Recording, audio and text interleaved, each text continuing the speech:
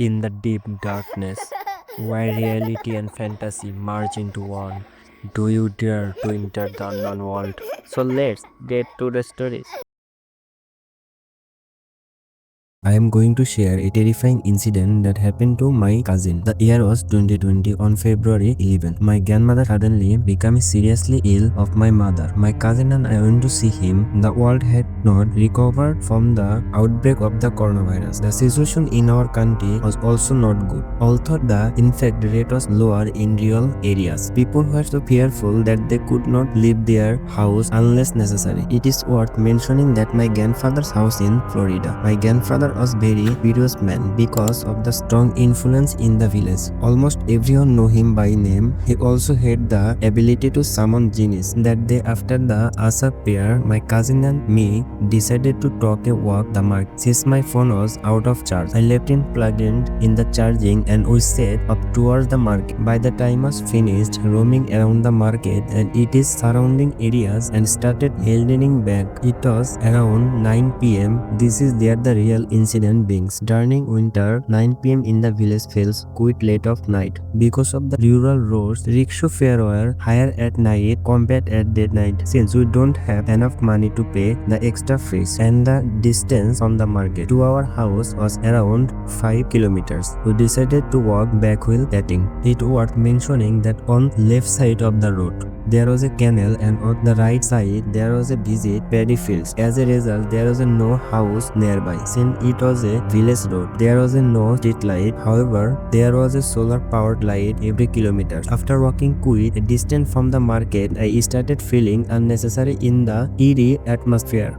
Just then, I began hearing a strange sound around us. It felt as someone was running over dry leaves on the ground. When I told my cousin about it, he reassured me saying it was probably just my imagination. But after a while, my cousin also heard the extra some sound. This time, fear started creeping into him as well. As we continued walking, we noticed an old man in the distance wearing a white cloth and walking of us. We observed that he was carrying a polythene bag with something that looked like sugar inside. Seeing the old man give us a bit of courage, cousin and I decided to walk alongside him and take up an conversation to ease our fear. Thinking this, we started walking a little faster, but the strange thing was the closer we got the old man, the more we being the sense we unfamiliar smell and we have a head. I could not help but wonder where was this word coming from the such cold weather.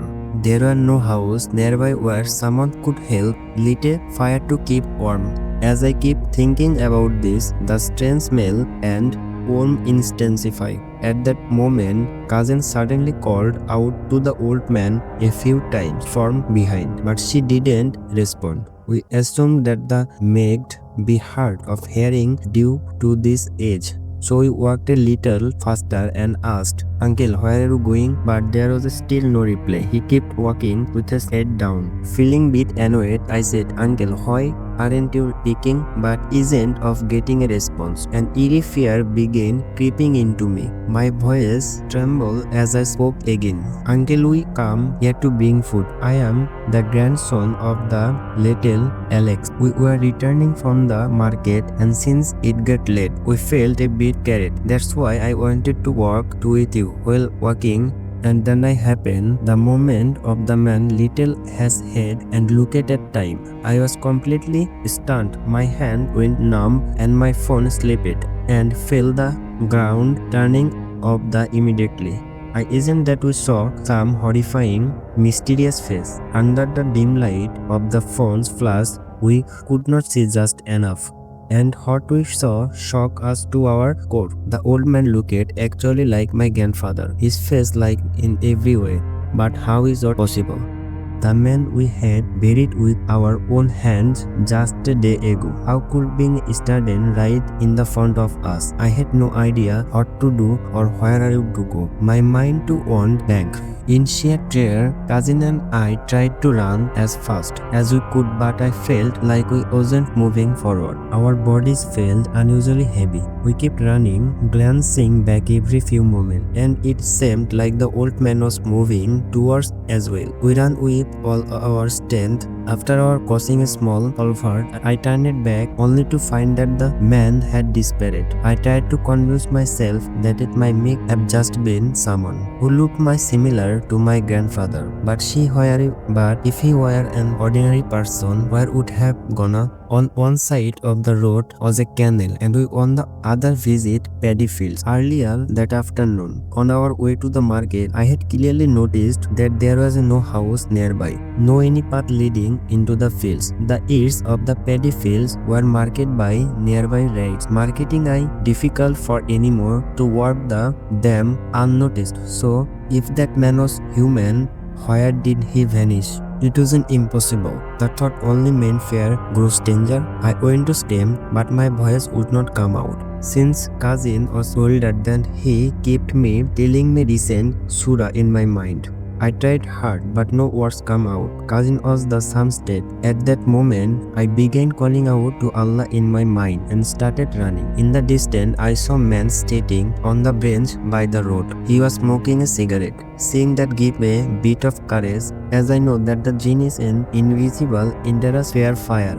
As we got closer, the man noticed us panting heavy and called out to us, "Who are you? What are you doing here or late?" We replied, still out of breath, "We come to bring food." He then asked, "Oh, are you Jack's grandchild? But where are you?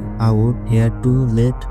After we told him everything, he asked, "Why didn't you call someone from our house to come pick up you?" Cousin responded, "We thought we'd manage." The man said, "We shouldn't have come alone. You luckily noticed that happened to you." Stopping here, I could not help but feel even more necessary.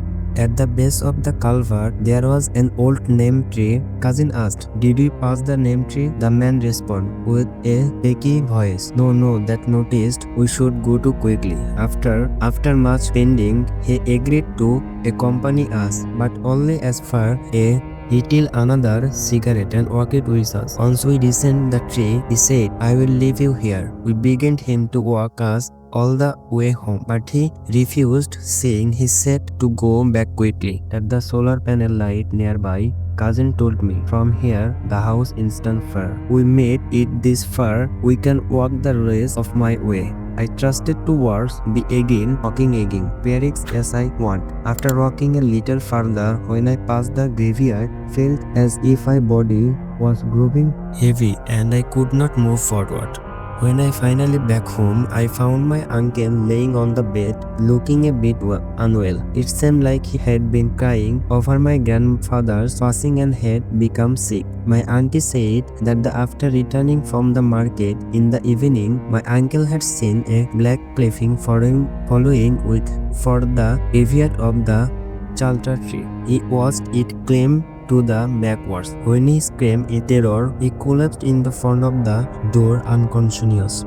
Later, my grandmother told me there was a jinn in the area who scared people in different ways. However, she added the more notice like this had happened to anyone in the family while my grandfather was alive. I shared everything that happened with my family. Upon hearing it, my mother decided to shoot leave for another state the next morning.